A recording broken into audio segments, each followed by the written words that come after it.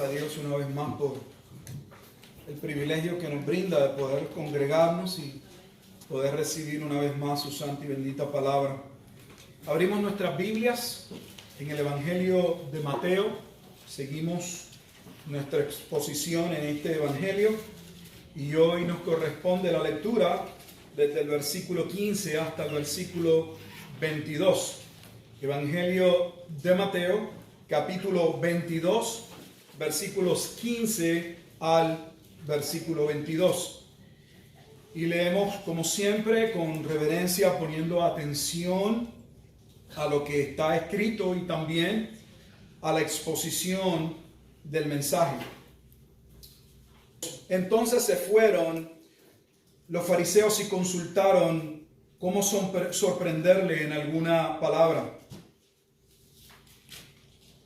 Y le enviaron los discípulos de ellos con los herodianos, diciendo: Maestro, sabemos que eres amante de la verdad y que enseñas con verdad el camino de Dios, y que no te cuidas de nadie, porque no miras la apariencia de los hombres. Dinos, pues, ¿qué te parece? ¿Es lícito dar tributo a César o no? Pero Jesús, conociendo la malicia de ellos, les dijo: ¿por qué me tentáis, hipócritas? Mostradme la moneda del tributo. Y ellos le presentaron un denario. Entonces les dijo: ¿de quién es esta imagen y la inscripción? Le dijeron: de César. Y les dijo: dad pues a César lo que es de César, y a Dios lo que es de Dios. Oyendo esto, se maravillaron y dejándolo, se fueron. Vamos a orar. Bendito Dios y Padre eterno, te damos gracias una vez más. Te pedimos con toda humildad y mansedumbre que tengas a bien, Señor, permitirnos entender, Padre Santo, recibir y obedecer tu bendita palabra que ha sido leída, que será explicada, Señor. Ayúdanos a seguir creciendo en el conocimiento de tu gracia, para que, oh Dios, podamos ajustar nuestras vidas en cada una de las áreas del diario vivir, de acuerdo a lo que tú has establecido. Te damos gracias por la misma, pues creemos que ella edifica a tu iglesia de la misma forma y manera en que ella continúa llamando a pecadores al arrepentimiento. Señor, te pedimos que mientras Jesucristo es exaltado, mientras tu palabra es presentada, Señor, una vez más, tengas misericordia de tu pueblo, dándonos ojos para ver, oídos para escuchar, y como siempre te pedimos y te rogamos, Señor, un corazón bien dispuesto a obedecer la misma. Te damos gracias en Cristo Jesús, en quien oramos y en quien damos gracias nuevamente. Amén y amén. Estamos en capítulos que van a ir, si va escuchando los sermones o la enseñanza, van a ir subiendo la intensidad y el grado de hostilidad y también la firmeza de Jesús contra estos líderes que no aceptan la autoridad de Jesucristo y que están buscando, como vemos, algún momento propicio para levantar cuestionamientos, para exponerle, para ver si lo pueden dejar en alguna situación que lamentar, en ridículo, podríamos decir, una situación en que pueda ser hallado como un falso maestro. Y es lo que estamos viendo y lo que vamos a ver a través de este capítulo 22.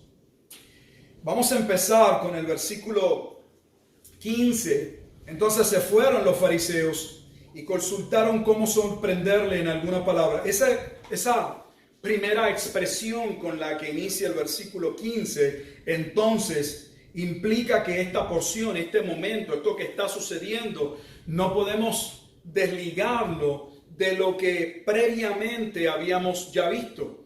La vez pasada estuvimos en la tercera de 3 parábolas corridas, donde Jesús estuvo exponiendo la razón del por qué vendría juicio contra la ciudad de Jerusalén y sobre todo la ira de Dios se derramaría sobre aquel liderato hostil que no recibía la autoridad de Jesús, siendo Jesús Dios y siendo Él el verbo encarnado, la propia palabra. En esa primera parábola, debo recapitular, lo primero que vimos es cómo estos fariseos y este liderato daba la impresión de obedecer a Dios, o sea, estaban aparentemente dispuestos a obedecer. Son aquel hijo que cuando el padre le dijo que debiera trabajar, le dijo, sí, Señor, pero no fue. Representan ese grupo de personas que daban la impresión ante los demás de que estaban bien con su padre, de que aceptaban la autoridad de su padre, pero posteriormente no iban a trabajar en la viña. Y luego vemos por qué no iban a trabajar. La segunda parábola, que fue con la que comencé, se habían adueñado de la viña que solo le pertenecía al Señor.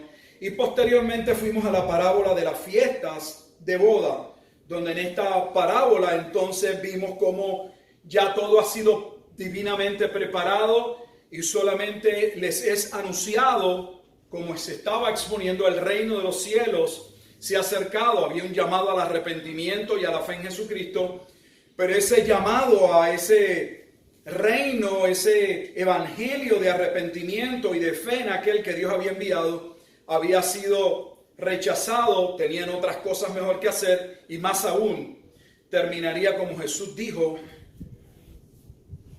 provocando en ellos violencia, al punto de que Jesús, como ya había expuesto en las parábolas, los labradores malvados le terminarían matando, pues él expuso allí que posteriormente el dueño de la viña enviaría a su hijo, pensando que de él tendrían respeto, pero terminaron también matándole para adueñarse, apoderarse de algo que no les correspondía, la viña del Señor.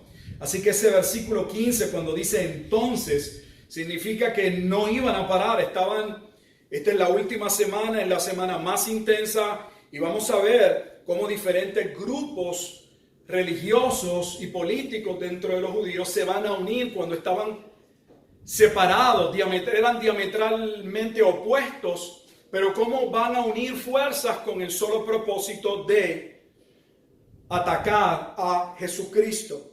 Así que se van y consultan, van buscando cómo pueden sorprenderle en alguna palabra, lo que nos da testimonio de cuál era la vida y la altura y la manera en que Jesús se conducía.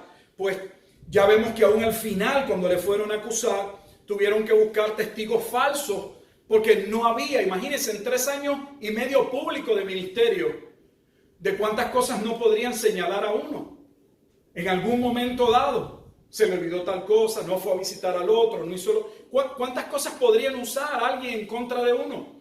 Pero en este punto de ministerio no había ningún señalamiento, no había algo, así que estaban buscando qué hacer para indisponerlo con el pueblo. Y recuerda que en esta última semana habría una gran cantidad de personas en Jerusalén, porque no podemos perder el contexto, y el contexto es que se estaban reuniendo, estaban preparándose para la festividad judía más importante, la Pascua. Así que algunos creen que posiblemente en estas Pascuas podrían haber en Jerusalén 2.000, 3.000, 3 millones de personas, 2 millones, 3 millones de personas, y lo sacan a veces los cálculos por la cantidad de sacrificios que a veces se ha escrito, pues se llevaron a cabo en esa temporada. Así que están buscando, ya sabemos, sorprenderle. ¿A dónde van? Versículo 16 dice, y le enviaron los discípulos de ellos con los herodianos. Aquí vamos a ver una facción que tal vez usted entre los judíos no había escuchado, porque no se menciona mucho, pero los herodianos son un grupo importante, tal vez no muy preponderante en la escritura, pero este grupo sale porque son judíos que en un momento dado histórico hubo judíos que creyeron que Herodes el Grande, Jesucristo nace en el tiempo de Herodes el Grande, Y este Herodes el Grande va a venir a ser el primer rey, por así decirlo, entre los judíos, que no es judío. ¿Cómo entonces Herodes llega a ser rey y cómo tiene un grupo de judíos que son seguidores? En el famoso tiempo intertestamentario, en ese tiempo entre el libro de Malaquías, el profeta Malaquías, y el primer evangelio, el evangelio de Mateo, hay 400 años de historia. Y aunque en nuestras Biblias no tenemos algunos libros que posee, por ejemplo, la Biblia católica, por no entender que fueron divinamente inspirados, no significa que no hayan libros que contengan una historia importante como la contiene el libro de Primera y Segunda Macabeos, que hablan de cómo en un momento dado, ante aquel liderato de Antíoco Epífanes IV, se levanta la casa de los asmoneos y se da la famosa revolución macabea.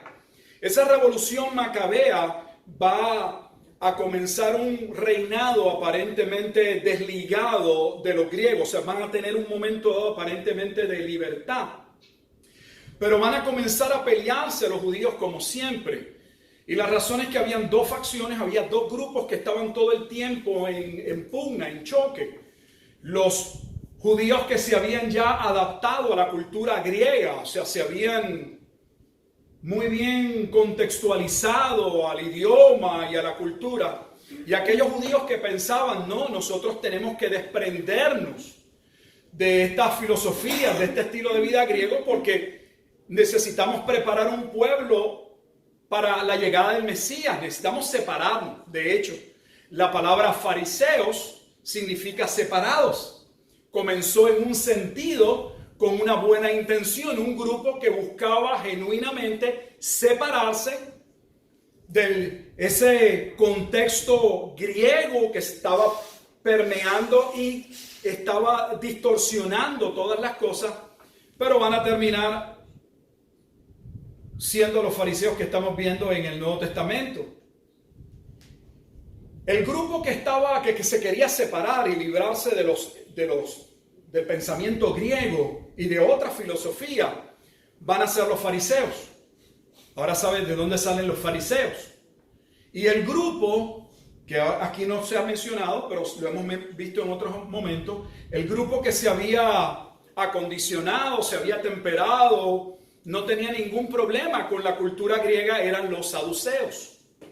Por eso vamos a ver que los saduceos posteriormente no creían en la resurrección, no creían en los ángeles, no creían en un sinnúmero de cosas. Unos eran dados al pensamiento griego y otros no eran dados al pensamiento griego. Pero se liberan de los griegos y posteriormente empiezan a chocar entre ellos mismos. Y cuando los propios judíos invitan a los romanos para ayudarse en un momento dado, porque hay dos líderes, se divide el liderato entre el rey, la política, el rey y el sacerdocio, y los dos hermanos empiezan a pelearse en un momento dado de la historia y buscan refugio en los romanos. Así llegan los romanos a adueñarse y a conquistar la región de Judea, porque los propios judíos estaban divididos y cada facción le pide a los romanos que intervenga a su favor. Y los romanos van a ver que está propicio, está todo dividido, está todo en bandeja de plata, vamos entonces a quedarnos con esta región. Y así es como los romanos van a conquistar.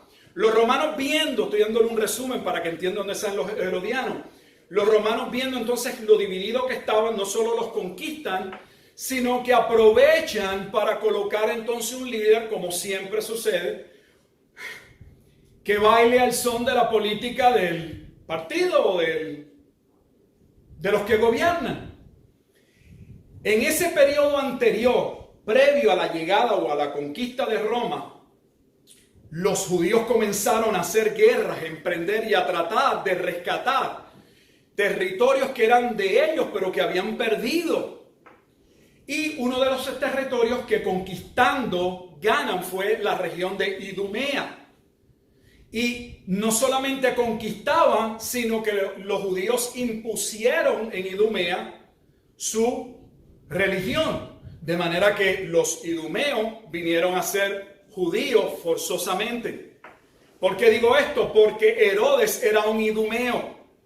había nacido en Idumea, él no era judío, pero lo habían forzado como a su familia a hacerse judío. Y juega una estrategia muy bien, era un buen guerrero y se casa con una de las mujeres que era descendiente de este linaje ammoneo. Ella no podía ser rey y entonces Roma coloca a este Herodes como rey de los judíos, teniendo por primera vez en la historia un rey que no tenía ninguna relación sanguínea con el pueblo. No teniendo una relación sanguínea con el pueblo, ¿cómo podías ganarte el pueblo? El pueblo sabía que tú no eras la persona que debías estar allí. Entonces comenzó a trabajar en el templo, empezó a hacer obras, como siempre hacen todo. Empezó a ganarse el favor del pueblo, a hacer cosas para ganar poco a poco el favor del pueblo y luego se tornan en contra. Y empezó a hermosear aquel templo que en ese mismo periodo intertestamentario, después de la salida de Babilonia, sabemos que habían ido a reconstruir el templo, pero la escritura dice en el libro de Esdras y de Nehemías que lloraron cuando vieron lo que habían hecho. Porque aunque habían reconstruido el templo con toda la mejor intención y Dios los favoreció y puso en Ciro de Persia financiar, poner dinero para que aquella obra del templo pudiese llevarse a cabo, jamás tenía la gloria y el esplendor en términos estéticos y de grandeza del que había hecho Salomón. Así que Herodes fue sabio y sabiendo que la centralidad del pueblo, lo más importante en el pueblo era el templo, les dio por donde Dios les gustaba. Empezó a construir, a hermosear, el templo se convirtió en una de las maravillas del mundo antiguo. Los romanos nunca quisieron destruirlo, está escrito. Tito había prohibido cuando el templo fue destruido en el año 70, pero usted vea cómo lo que Dios dice, independientemente de cómo los hombres lo vean, ellos van a terminar cumpliendo el designio de Dios. Jesús había dicho, no iba a quedar piedra sobre piedra. Pero Tito había dicho que nadie pusiese fuego, que no prendiese en el templo. Pero bueno, no me quiero salir del tema. Los soldados estaban tan encolarizados, tan molestos, los soldados romanos, con los judíos, por la prolongación del asedio romano, que uno de ellos lanzó un palo con una antorcha en fuego y bueno, posteriormente terminaron derribando piedra sobre piedra. Pero Herodes construyó un templo hermoso y eso le ganó el favor del pueblo al punto, toda esa historia para que usted entienda por qué están los herodianos. Llegó Herodes a ser tan importante que tuvo una facción, un grupo de judíos que creyeron que Herodes era como Ciro, un Mesías. Hay algo que la iglesia de hoy no va a entender porque pues su entendimiento no les han enseñado bien. Para los judíos puede haber una clase de Mesías y no tiene que ser judío. De hecho, ellos esperan dos Mesías actualmente. El famoso Mesías Ben José, que viene hijo de José, y el Mesías Ben David. Uno es el líder político, el líder que no tiene que ser judío. Ese primero puede ser cualquier hombre como Ciro, que Dios utilice como un instrumento para favorecer en un punto específico al pueblo de Israel, para que ese ponga las bases del reinado, que luego va a llevar a cabo el Mesías Ben David, el hijo de David, o sea, el Mesías religioso que posteriormente va a gobernar. Por eso, sin quererme salir, pero ya que estamos en campaña electoral, usted va a escuchar, por eso he escuchado que algunos dicen o algunos afirman, algunos comentan que los judíos o una parte de los judíos están diciendo que que Trump puede estar jugando el papel del Mesías Ben José, porque lo han ya asociado a tener un ministerio parecido al de Ciro, por haber últimamente, por ejemplo, trasladado, ¿verdad? La embajada hacia Jerusalén y estar favoreciendo a los judíos. Según tenemos hoy personas como esa que piensan de esa manera, hubo una facción en el tiempo de Jesucristo que favorecía la casa de Herodes, o a Herodes en un momento dado, por entender que Herodes era un instrumento de Dios para favorecer a los judíos. Y así fue. Al principio Herodes no fue descabellado. Si estudia la historia de Nerón, pasó exactamente lo mismo. Por eso es que cuando usted estudia la historia de Nerón, estoy brincando un poco en el tiempo, pero Nerón, el que mandó a controlar la revuelta judía, que posteriormente va a terminar en manos de Vespasiano y posteriormente su hijo Tito. Pero Nerón no empezó así. Nerón quería hermosear Roma, le gustaba la poesía, le gustaba cantar, era un hombre de las bellas artes, y al principio, de hecho, puso leyes que parecían que todo iba bien, pero luego, como siempre, se da el cambio, el virazón. La tormenta parece que va por un lado, pero algo sucede y luego no. Termina arrasándonos. Así que estos herodianos que estamos viendo en el versículo 16 son de esa facción de los judíos que favorecían a Herodes. ¿Qué tenía un herodiano en común con un fariseo? Nada. Si los saduceos y los fariseos eran archienemigos porque unos favorecían a Grecia, imagínense estos que favorecían ahora a Roma. No tenían nada en común. Pero el mal no tiene ningún problema en unir fuerza si es para atacar a la iglesia. Ningún problema. Y lo vamos a ver. De hecho, en la lectura hasta el capítulo 23, hasta este momento en que el 23, que Jesús va a decir las maldiciones que vienen, los juicios, los ayes. De eso se trata. Todos los grupos o los grupos principales atacando a Jesús. Solo adelanto un poco la lectura. Mira el versículo 23 de este capítulo 22. Dice, aquel día vinieron a él los saduceos. O sea, posteriormente van a venir los saduceos también a tentarle, a buscarle cómo derribarlo, cómo poner a Jesús en aprieto.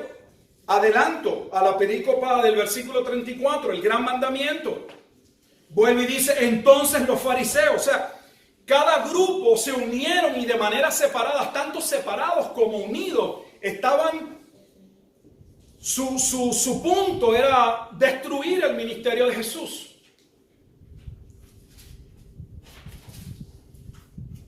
Y aquí vamos a ver cómo el mal se une y siempre muestra su hipocresía y su maldad. Fíjate que el pasaje comienza diciéndonos en el versículo 15 que consultaron. ¿Para qué? ¿Cuál era el objetivo? Para sorprenderle en alguna palabra. O sea, ¿qué le preguntamos? ¿Qué le decimos? ¿Por dónde podríamos hallar algo para ponerlo en aprieto? Para ponerlo en una situación difícil con relación al pueblo que está aquí, que le está siguiendo. Dice que le dijeron, maestro, no creen en él. Para que usted vea, no se deje engañar por las personas. Hay personas que son muy hábiles. Maestro. ¿Querían ellos aprender de Jesús? Pero ¿cómo se dijeron a él? Rabí, maestro. Sabemos que eres amante.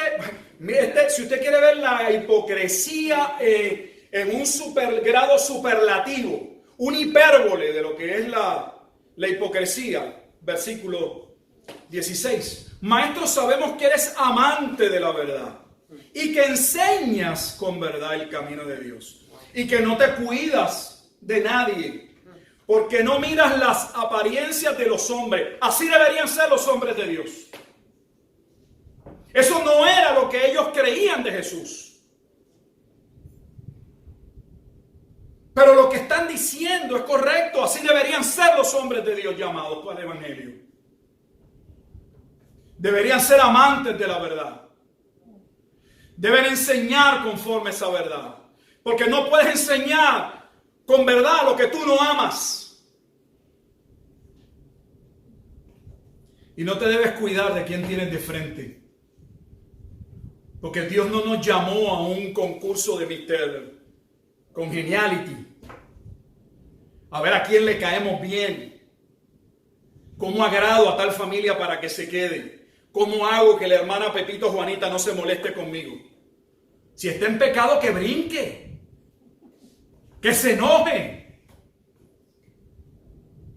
Tiene dos cosas que hacer: enojarse y posteriormente tal vez como aquel hijo que le dijo al papá: yo no quiero ir a trabajar.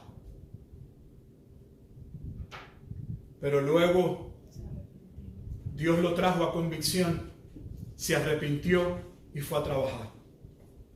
Es mejor que alguien se enoje y Dios lo vaya a usar de esa manera y luego lo traiga a Dios, que alguien que le diga amén y luego se va y no vive eso. Dinos pues qué te parece. ¿Le interesaba a ellos realmente qué opinaba Jesús? No. Y al final, si hablamos de verdad, no podemos hablar de opiniones. Dios no nos llamó a opinar. Puede haber espacio para opinar en aquellos aspectos tal vez que la Escritura no sea clara o no parezca ser categórica. Y podríamos en ese momento tal vez decir, mira, Pablo hace algo parecido en 1 Corintios capítulo 7. Hay unas situaciones que le presentan al apóstol Pablo de la vida cotidiana del pueblo. Y usted va a ver que él hace una clara distinción cuando él puede decir, esto dice la palabra del Señor. Esto no dice Pablo, esto dice el Señor. Pero luego da su entendimiento, su opinión, pero no es una opinión basada en lo que él piensa, en lo que él cree, una opinión también centrada en la Escritura, solo que estableciendo que él no puede hallar un versículo directo que lo diga, pero su pensamiento tiene su génesis, su origen en la Escritura, porque aún para nuestra opinión debe ser una opinión con un fundamento bíblico. Podemos opinar, pero la opinión no puede estar en el aire. Yo no sé, a mí me dijeron, la opinión tiene que ser, bueno, mira, yo opino esto porque en Génesis o porque en Éxodo tal, dice tal cosa. Dinos, ¿qué te parece? Y la pregunta viene, ¿es lícito, está permitido, está bien dar tributo a César o no? ¿Qué pregunta? Estaban buscando, ya que no podían ponerlo en problemas con el pueblo. Mire qué astutos. Porque no se crea que el mal, la Biblia dice que Satanás, no, como dice el dicho, Satanás sabe más que por viejo que por sabio. O por diablo, o por viejo también. Como no le podían sorprender en la Escritura, vamos a buscar algo con relación al Estado para que no podemos lanzarle a los propios judíos contra él, porque hasta ahora se ha ganado gran parte del afecto, el cariño, o algunos lo ven como un profeta. Vamos entonces a buscar algo que lo indispongamos, que él diga algo para entonces echarle al gobierno romano. Eso es lo que están haciendo. Mira el cuadro. O sea, no me puedo ir por la Biblia, no hay manera. Si le vas por ahí te la contesta así, ok, no hay problema. Entonces, ¿cómo lo destruyo? Pues algo de su testimonio, me voy a inventar algo. Dime algo de su vida que yo le pueda sacar punta para destruirlo.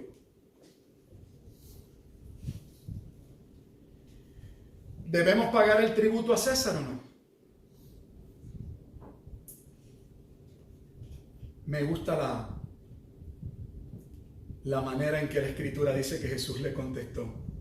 Este no es el Jesús que tenemos en nuestra mente.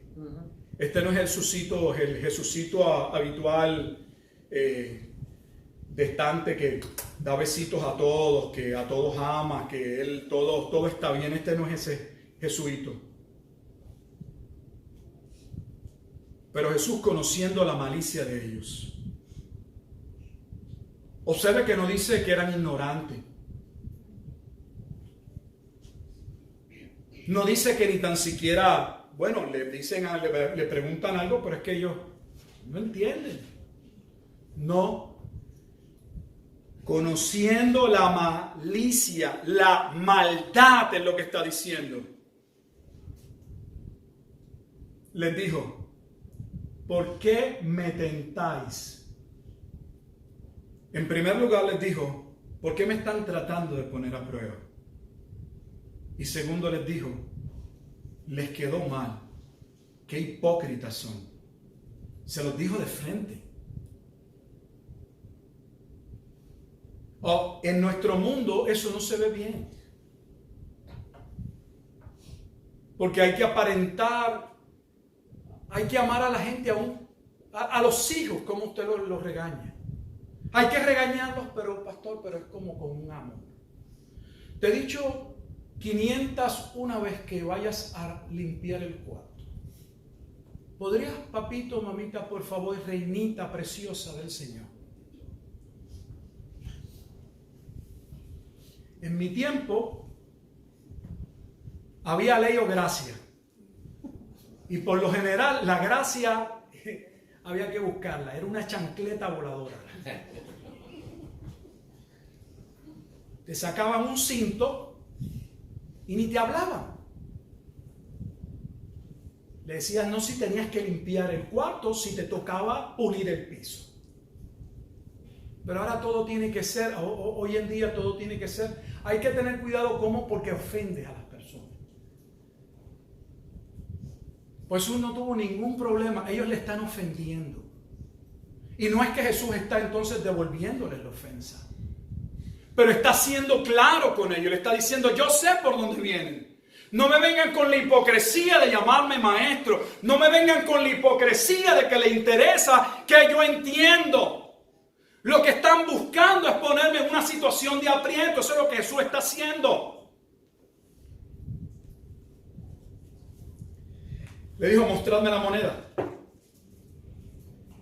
Busquen la moneda que hay que darle a César. Y le presentaron un denario. Un denario era el salario de un día de un soldado romano. Era básicamente la medida del trabajo de un día, un denario. Le entregaron un denario. Usted se imagina, Jesús toma la moneda en su mano, se la dan ellos y les dice, les muestra la moneda y les dice, ¿de quién es la imagen y la inscripción? En otras palabras, ¿están viendo la foto o la cara, la imagen que tiene? ¿Han leído lo que dice la inscripción, la moneda? Obviamente lo habían hecho.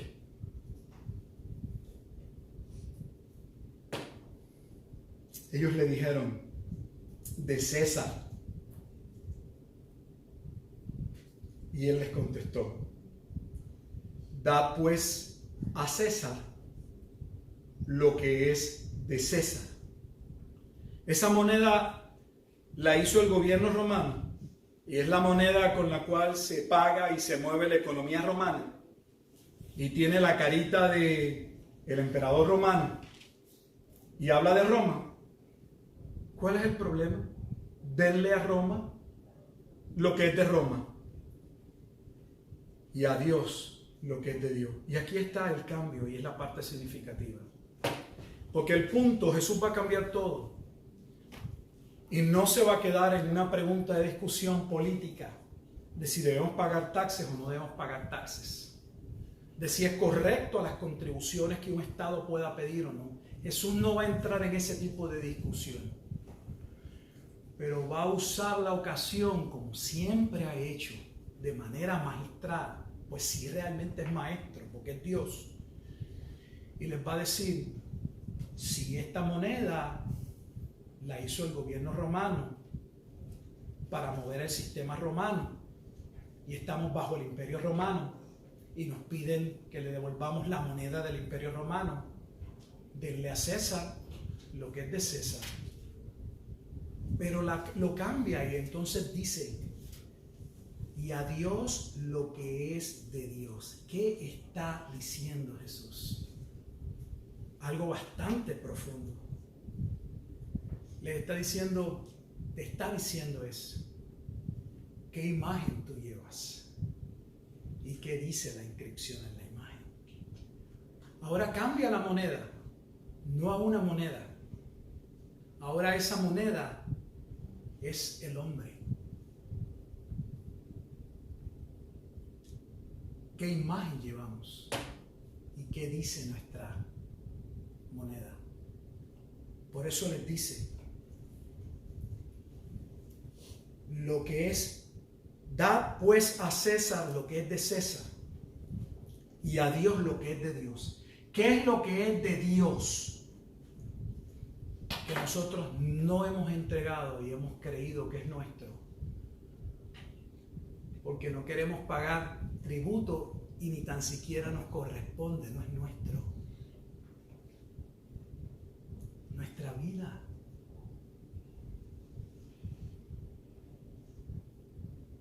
Nuestra vida.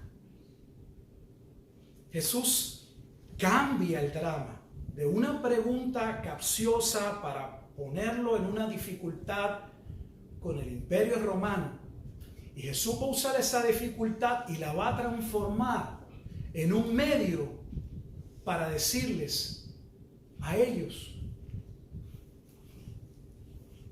y sus vidas qué imagen llevan, qué inscripción tiene. Lo mismo que en la moneda, la imagen es de Dios.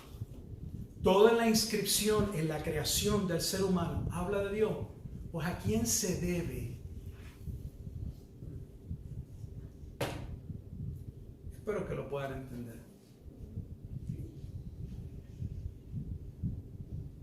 La Biblia dice que fuimos hechos a la imagen de Dios. Y hemos utilizado, si lo ves en la ilustración o en la pregunta, la moneda, que es nuestra vida, para hacer con nuestra moneda, con nuestra vida, lo que querramos. Y nos molesta, como les molestaba a los judíos, darle a Roma lo que era de Roma. Y nos molesta, a menos que Dios obre en nuestras vidas, conducirnos a la manera en la que Dios, que puso su imagen en nosotros y el sello de su inscripción, nos ha dicho: no queremos darle a Dios lo que es de Dios. Yo no sé si usted puede entender hasta aquí. Básicamente Jesús está regresando a la viña. Nos hemos adueñado de algo que no nos pertenece. Le llamamos la vida. Vivimos como si la vida fuera nuestra. Y claro, en el ambiente humano, cotidiano, lo entendemos, porque cuando yo digo esta es mi vida, lo que estoy diciendo, bueno, es mi ser, es lo que yo he vivido, soy yo como persona.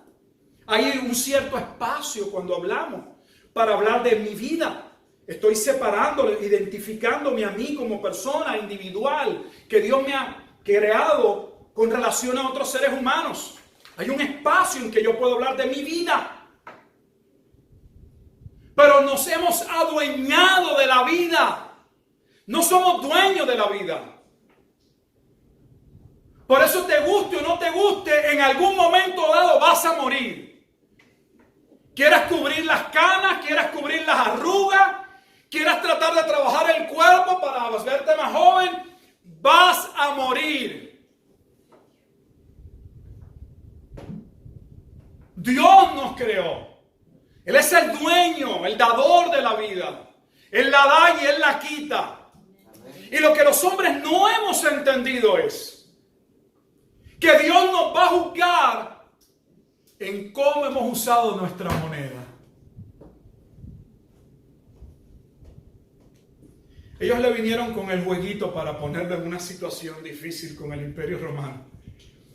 Y Jesús le va a devolver la enseñanza y les va a decir: ustedes son tan hipócritas que vienen a tratar de ponerme en una situación de aprieto.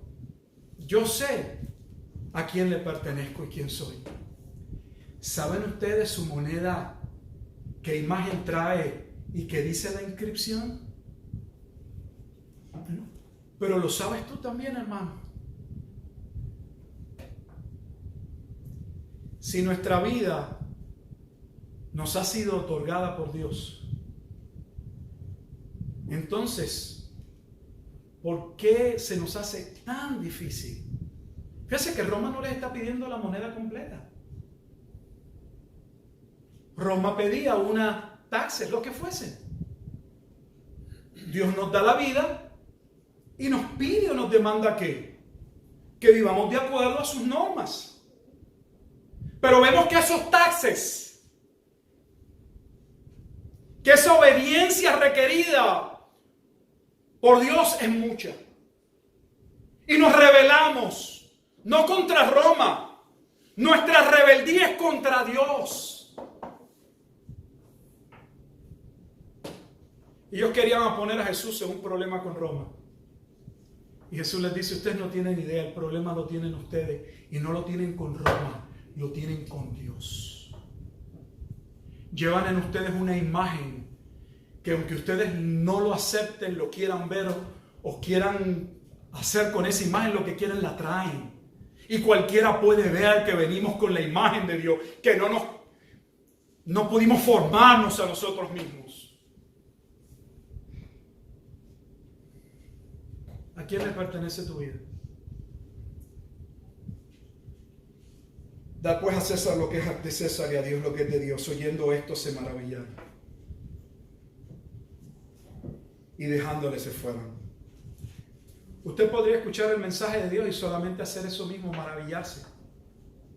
Ay, qué bonito. Suena bien. Qué inteligencia la de Jesús. Qué manera de cambiar las cosas.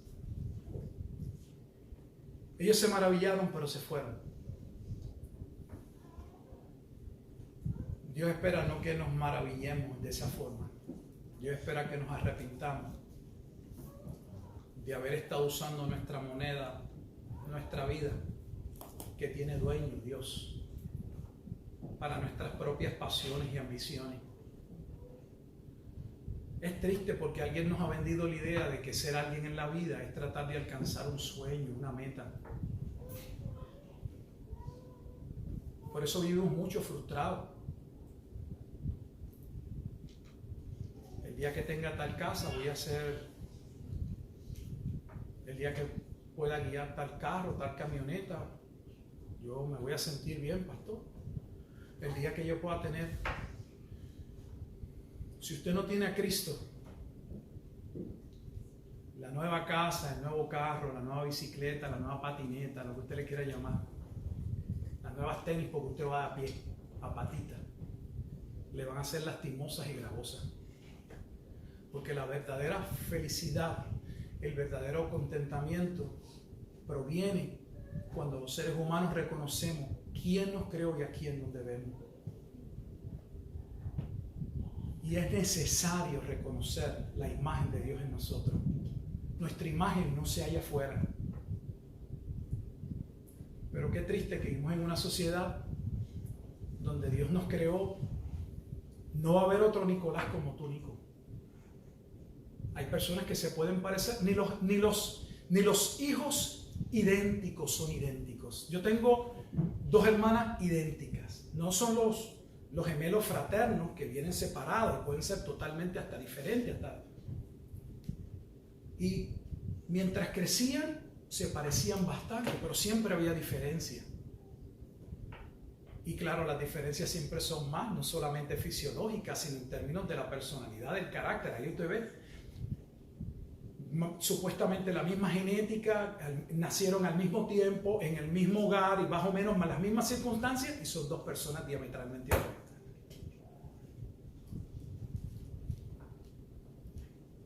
Dios nos ha hecho diferentes, individuales, y estamos comprando imágenes. Nuestros jóvenes están comprando la imagen de un jugador de baloncesto, de un pelotero famoso, nuestras hijas de una cantante, personas de un político, de un orador, algunos de un artista. Qué triste que no podamos asombrarnos y querernos mejor parecer a quien nos dio la imagen. ¿Sabes tú que esa es la intención de Dios en Cristo para nosotros? No solamente Dios nos creó y colocó su imagen en nosotros, sino que según Romanos capítulo 8, versículo 29, el propósito de Dios es hacernos a la imagen de su Hijo Jesucristo. No hay un estándar de excelencia mayor. Si te vas a parecer a alguien, busca parecerte a Jesucristo. Lo demás sobra. Lo demás es efímero, es una ilusión. Es un truco de magia para que compres una idea. Dios nos ayude. Vamos a orar.